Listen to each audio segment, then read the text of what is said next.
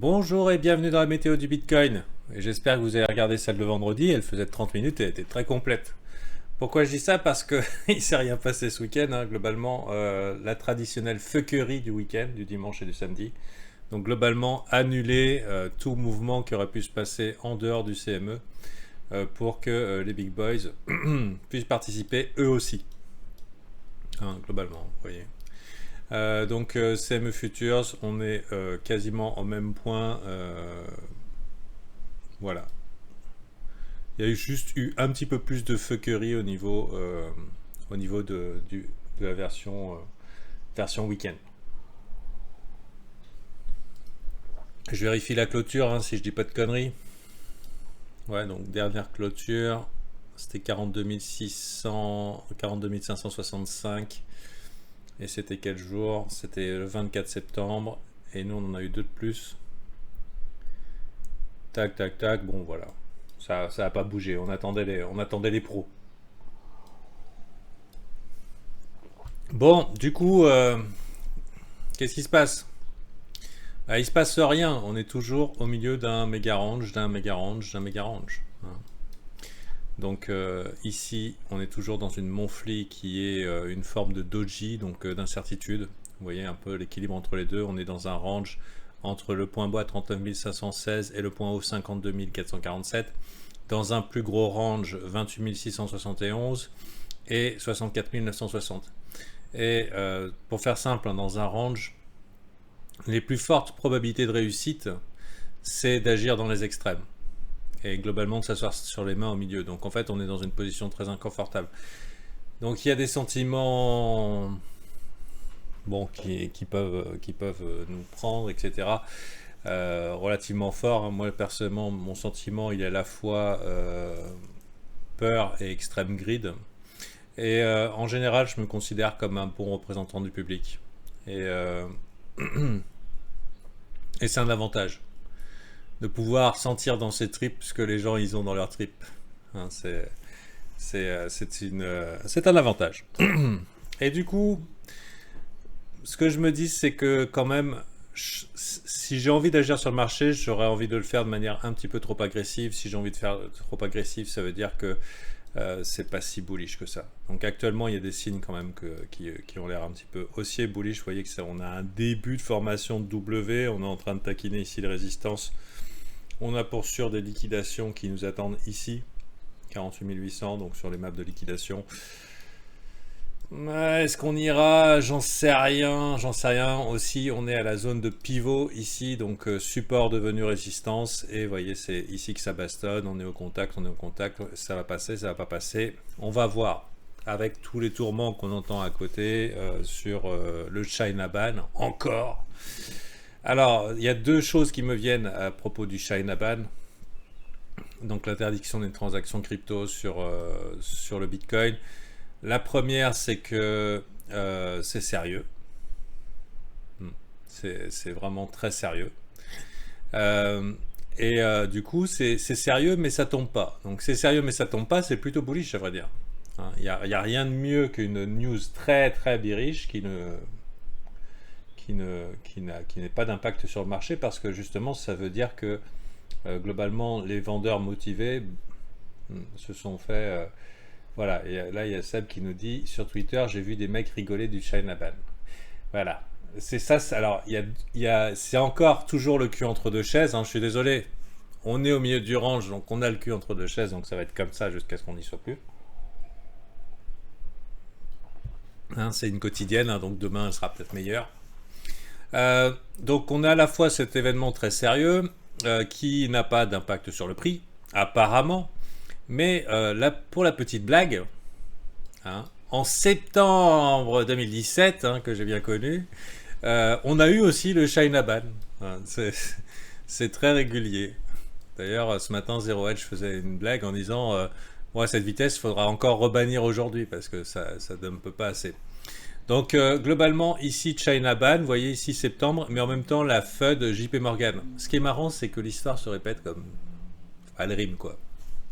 On avait, ça fait quasiment 10 jours ou 15 jours que tous les jours JP Morgan dit hey, Ethereum c'est de la merde, il faut surtout pas en acheter, oh là là c'est beaucoup trop cher, ouh Ethereum, Ethereum.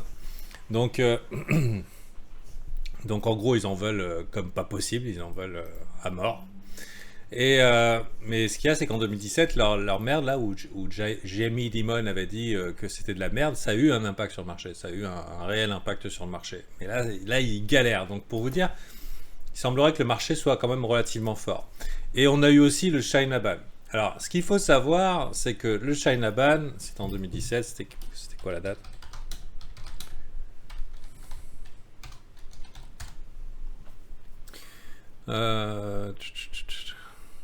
C'était 2017. Ah putain, tout le monde en parle comme si c'était hier. 11 septembre 2017. 11 septembre 2017. Alors, pour sûr, je me rappelle qu'il y avait des rumeurs de China Ban ici, et quand il y a eu cette bougie rouge dégueulasse, ça rigolait aussi.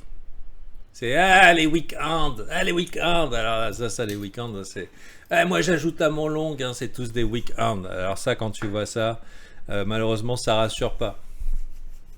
Parce qu'en fait, si vous voulez, il n'y a peut-être pas encore de motivation à short. Il y a encore peut-être un peu de déni face à l'événement. Mais il ne faut pas sous-estimer, parce que le premier stab, comme j'expliquais vendredi, que je vous conseille de regarder, le premier stab, le gros coup de massue, Kazid El Bouzini parle de katana, le chat, hein, c'est pas les week-ends qui le font. Hein. Ceux qui envoient à mort un gros stab et qui prennent toute la liquidité disponible et tout pendant qu'il y a encore de la confiance et tout, c'est pas les mains faibles qui le font. Donc avant de ricaner du fait que bah non c'est rien, c'est le Shinaban, bouh. Il faut peut-être considérer que le stab qu'il y a eu là, ou alors le stab qu'il y a eu là, bah c'est des gens qui savent un peu ce qu'ils font et pas forcément des gros noobs. Donc il y a quand même encore, alors soit c'est très bullish parce que ça ne veut pas tomber malgré toute la FUD qu'on envoie. FUD c'est Fear, Uncertainty et Doubt. Donc c'est très possible, hein, c'est très possible. Mais en même temps, le sentiment, on peut pas dire qu'il a connu de peur extrême. Il y a encore beaucoup de déni sur cette nouvelle structure de marché. Plus bas sommet, plus bas creux. Ça fait sens de vouloir acheter ici. Si on se met en weekly, on a un bon emplacement. Hein, en disant, ouais, non, mais tout ça, ce n'est que un buy the dip. Hein, on est reparti. Pourquoi pas hein. Moi, j'ai envie que ça soit ça. Mais en tout cas, il manque un peu de peur en fait. Il manque un peu de peur et je dirais qu'à la moindre bougie verte, j'aimerais bien savoir combien partent all-in. Voilà, un stab c'est un coup de couteau, chouing, chouing, chouing, tu vois, Jules.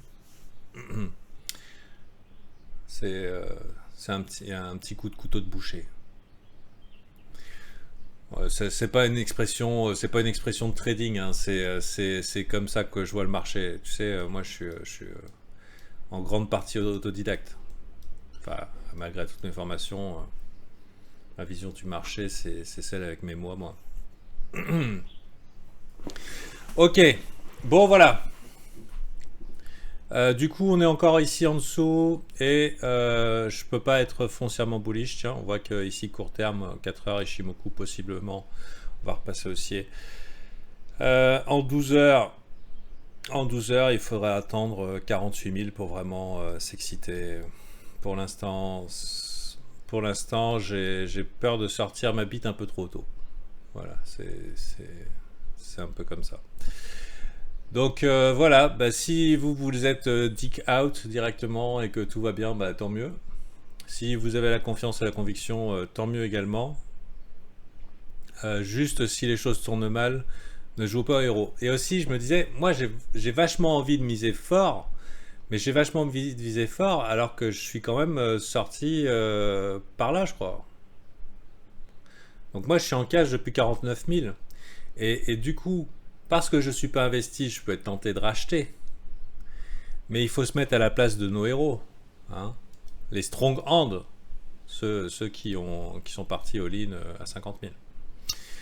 Et eux, forcément, ils sont bullish.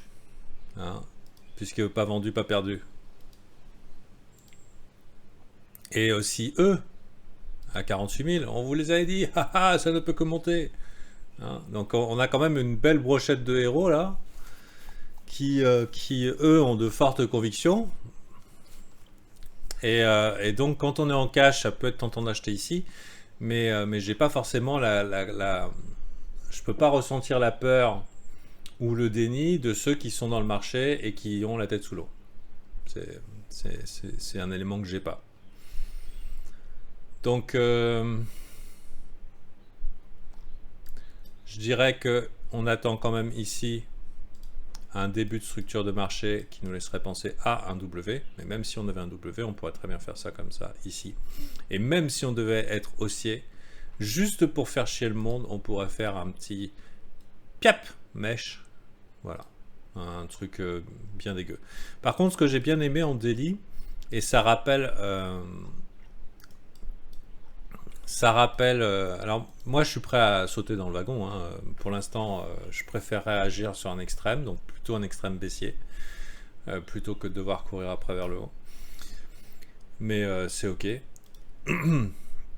Là ces trois mèches, ça rappelle Infinite Bid, c'est-à-dire l'acheteur infini de 2020. Hein, même période bullish. Et l'acheteur infini, ben c'était Sailor. Vous vous rappelez? Mèche. Sauf que Sailor, il a acheté à 48 000 là. Et il a acheté gros. Donc est-ce qu'il va encore en remettre une couche? Ça paraît bizarre. C'est un pote à lui, c'est quoi? C'est pas Elon Musk qui va nous sauver, il vient de se séparer de sa meuf. Et il est en train d'envoyer des tweets de la dépression sur son Twitter. Donc s'il a envie de voir le monde brûler, même il vend tous ses bitcoins. Faut se méfier des milliardaires dépressifs. Bon, sur ces belles paroles, je, je, je vous souhaite de devenir milliardaire. Mais pas dépressif. Alors, on peut être pauvre et heureux. Allez, bonne journée à vous.